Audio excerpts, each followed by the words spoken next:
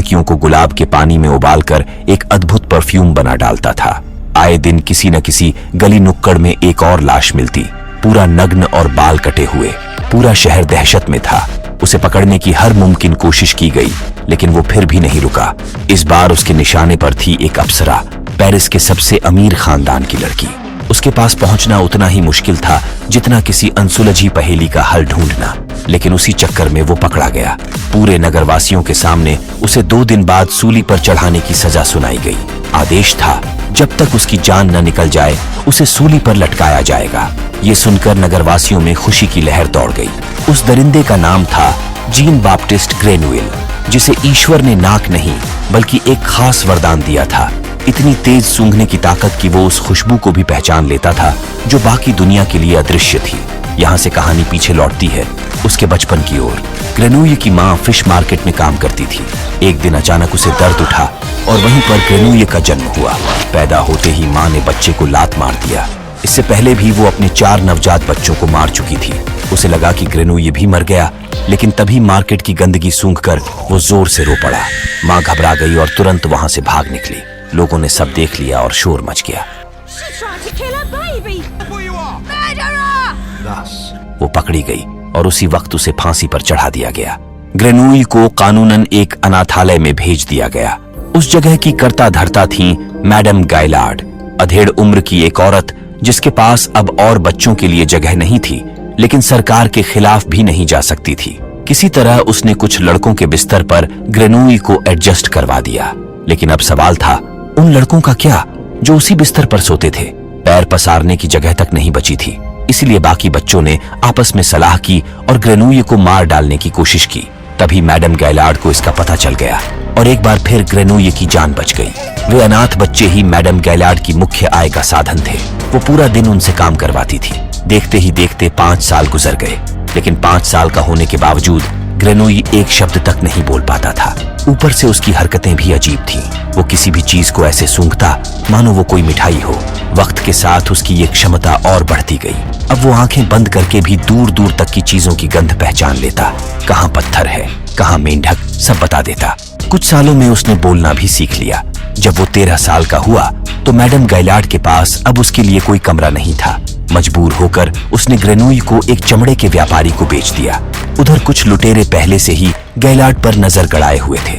जब वो पैसे लेकर लौट रही थी, रास्ते में उन्होंने हमला कर दिया और उसकी हत्या कर पैसे छीन ले गए। ग्रेनुए को अब टैनरी में काम करने के लिए भेज दिया गया।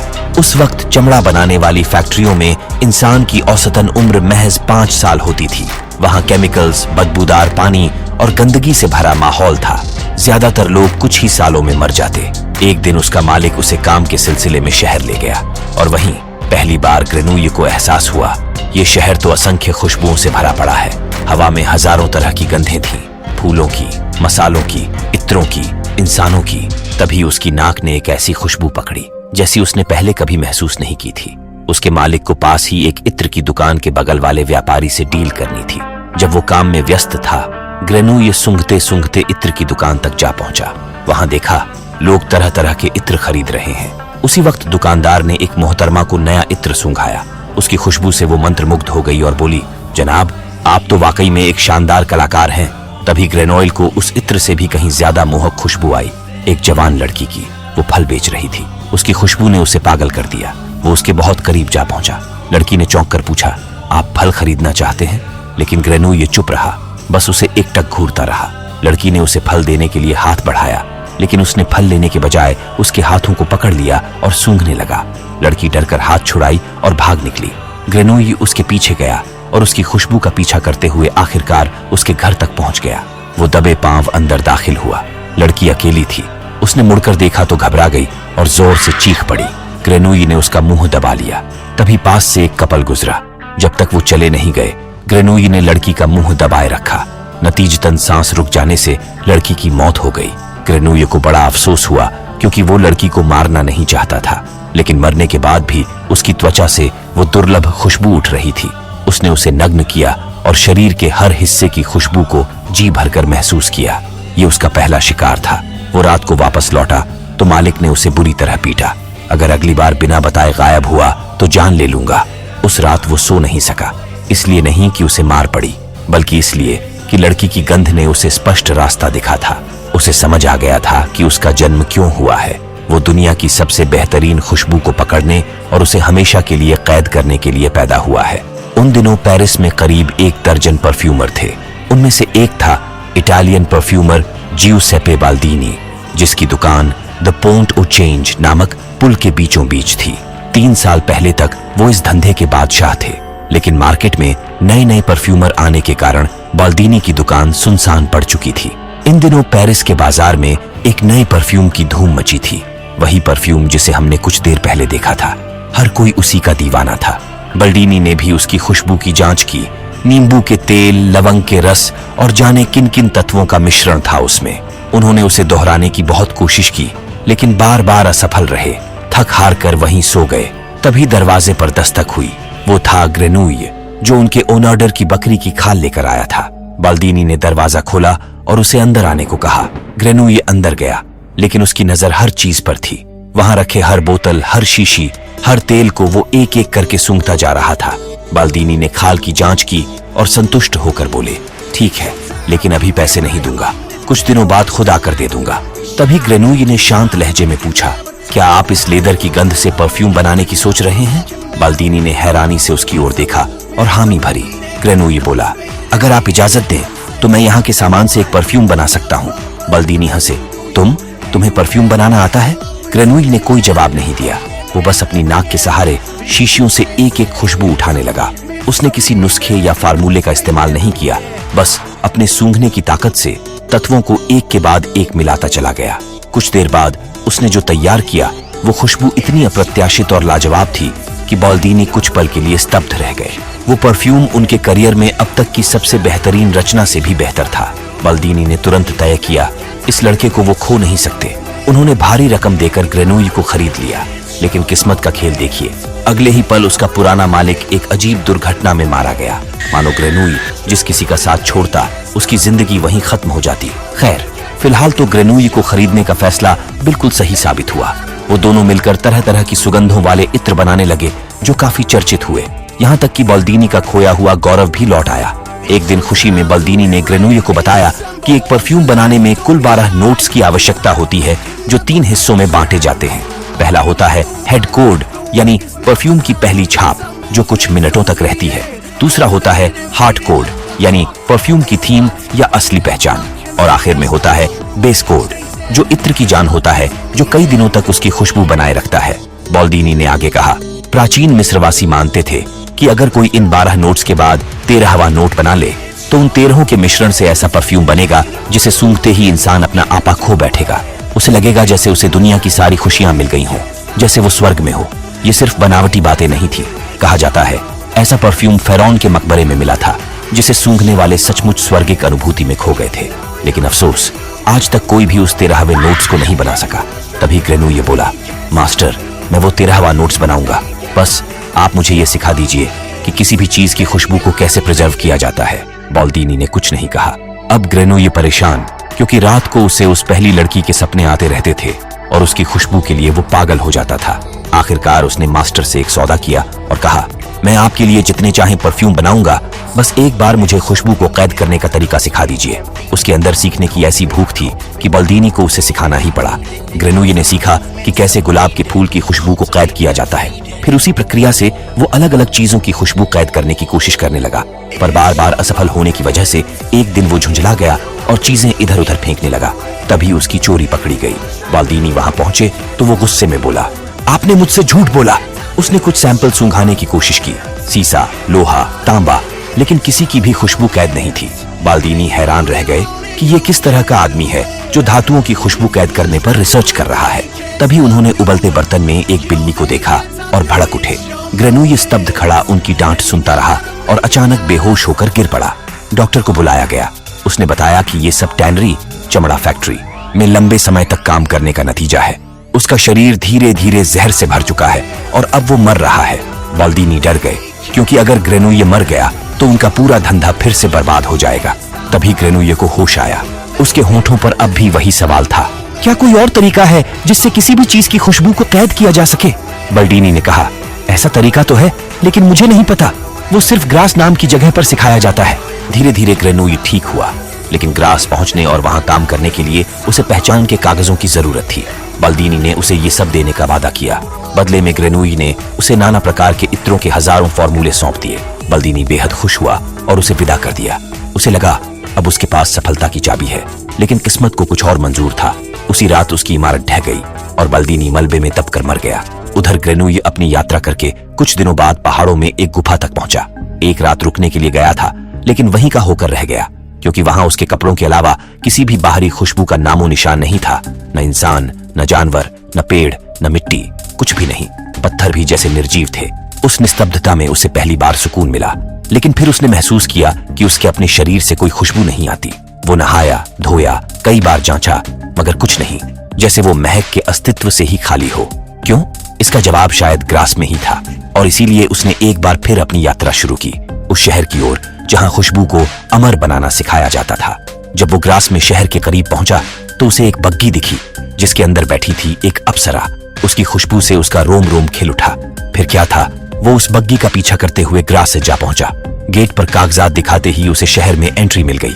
उस अप्सरा की खुशबू सूंघते हुए वो उसके घर तक जा पहुंचा। वो जो करती, ग्रेनोई उसके हर एक मोमेंट को महसूस कर रहा था। उसने रात वहीं बिताई और जैसे ही मौका मिला दीवार फांदकर घर के अंदर घुस गया। फिर वो दिखी बालकनी में, फूल तोड़कर लाई अपनी माँ की स्मारक पर चढ़ाने के लिए। तभी उसके पिता ने उसे पुकारा और तब ग्रेनोई को उस अप्सरा का नाम पता चला। उसका नाम था लौरा। खैर, इसी शहर में एक नौजवान लड़का और लड़की रहते थे, जिनके बीच अभी अभी प्रेम पनपना शुरू हुआ था। फूलों की कटाई करते वक्त भी उनके बीच नोक झोंक चलती रहती थी। वहां से कटाई के बाद फूल सेंट बनाने वाली कंपनियों को भेजे जाते थे। उन्हीं में से एक कंपनी में ग्रेनोई की ज्वाइनिंग हो गई। अपनी स्किल्स से वो कुछ ही दिनों में कंपनी की ऑनर मैडम अनुल्फी की नजर में आ गया। मैडम अनुल्फी के सुपरवाइजर को उससे चिढ़ होने लगी। वो उसे हर वक्त परेशान करता रहता। अब रात को हम उन खेतों वाले नौजवान प्रेमियों को देखते हैं जो अकेले में मिलने का बहाना ढूंढ ही लिए थे। लड़का बेताब था, लेकिन लड़की नखरे करने लगी और तो और उसे रिझाने के लिए छप्पर पर चढ़ गई। फिर लड़के को मजाक में सीढ़ी समेत नीचे ढकेल दिया। लड़का गुस्सा हो गया और लड़की को कमरे में ही बंद करके चला गया। अब लड़की परेशान होकर चिल्लाई और तभी किसी ने उसके लिए छप्पर पर सीढ़ी लगाई, लेकिन वो उसका बॉयफ्रेंड नहीं था।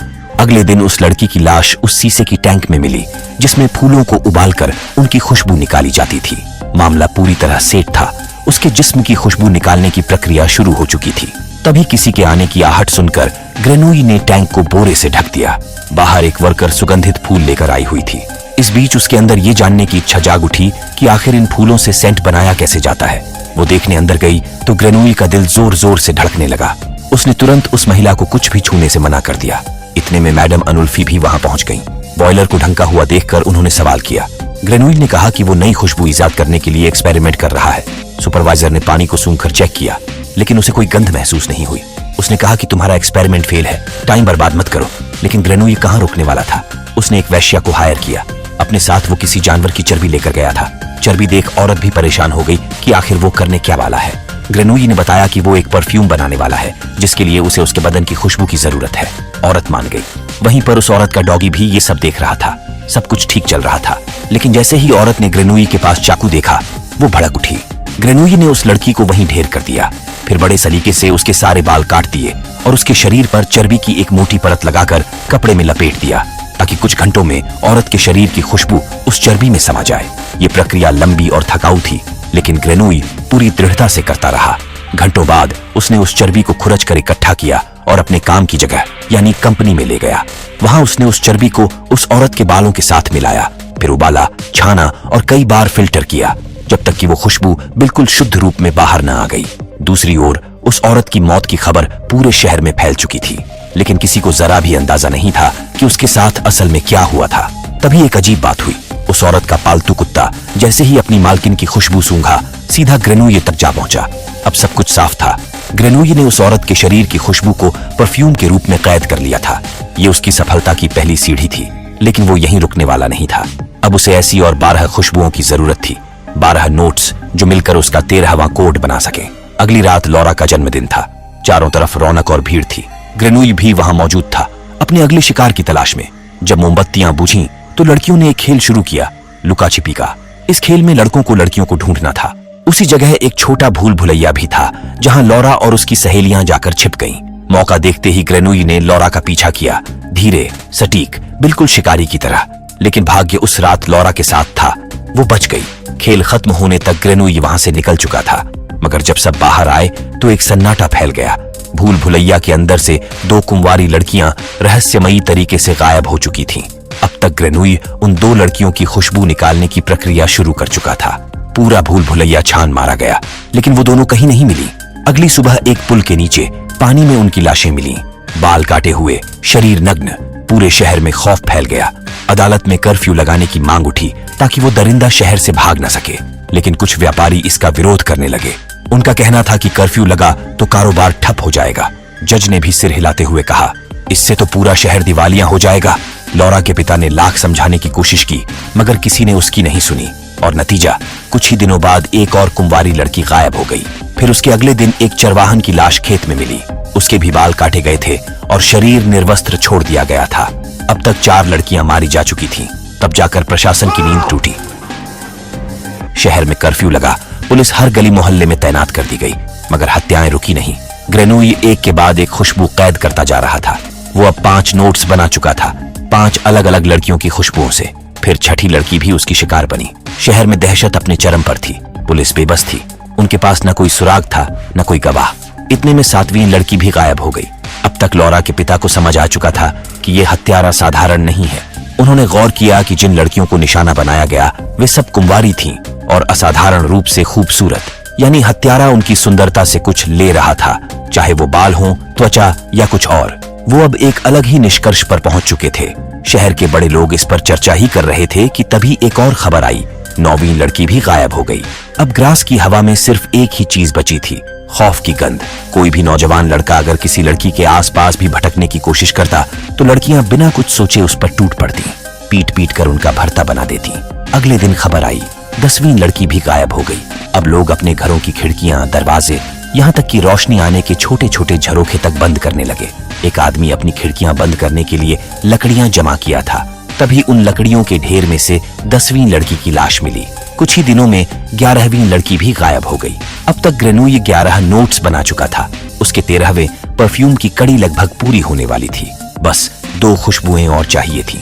लेकिन शहर में उसकी दहशत इस कदर फैल चुकी थी कि लोग डर के मारे किसी पर भी शक करते और बिना सोचे समझे गोली चला देते। ग्रासे अब किसी शहर से ज्यादा एक बंद जेल बन चुका था, जहां हर इंसान को लगता था कि अगला नंबर शायद उसी का है। हद तो तब हो गई जब चर्च के अंदर एक नन की लाश मिली। ये हत्या बाकी सबसे ज्यादा खौफनाक थी, क्योंकि अब पवित्र जगह भी सुरक्षित नहीं रही। इस बीच ग्रेनोई को बस एक आखिरी शिकार चाहिए था, जो उसके 13वें नोट को पूरा कर सके। और तभी एक चमत्कार हुआ। खबर फैली कि वो हत्यारा पकड़ा गया। सबके होश उड़ गए जब पता चला कि उसने खुद आत्मसमर्पण करके अपने सारे गुनाह कबूल कर लिए हैं। शहर में मानो त्योहार लौट आया। रात भर सड़कों पर लोग नाचते गाते रहे, घंटों तक खुशियां मनाई जाती रहीं। लेकिन लॉरा के पिता का मन अब भी नहीं मान रहा था। उन्हें किसी अनहोनी का डर सताए जा रहा था। उन्होंने सोचा, अगर आत्मसमर्पण करने वाला असली हत्यारा नहीं हुआ तो? उस रात उन्होंने किसी तरह आंखें मूंदी, लेकिन तभी एक भयानक सपना देखा। घबराकर वे दौड़ते हुए लॉरा के कमरे में पहुंचे। वो जिंदा थी, मगर खिड़की खुली हुई थी। लॉरा ने कहा कि उसने वो खिड़की नहीं खोली थी। ये सुनते ही उनके होश उड़ गए। उन्होंने बिना एक पल गंवाए फैसला किया कि सुबह होते ही शहर छोड़ देंगे। अगले ही दिन वे लॉरा को लेकर एक गुप्त ठिकाने की ओर रवाना हो गए। लेकिन ग्रेनोई की नाक ने लॉरा की खुशबू को पहचान लिया। वो उस महक के सहारे उनका पीछा करने लगा। उधर शहर में एक और खुलासा हुआ। उस वैश्या का कुत्ता मिट्टी खोदने लगा था। पुलिस वहां पहुंची तो जमीन के नीचे कई लड़कियों के कपड़े और बाल मिले।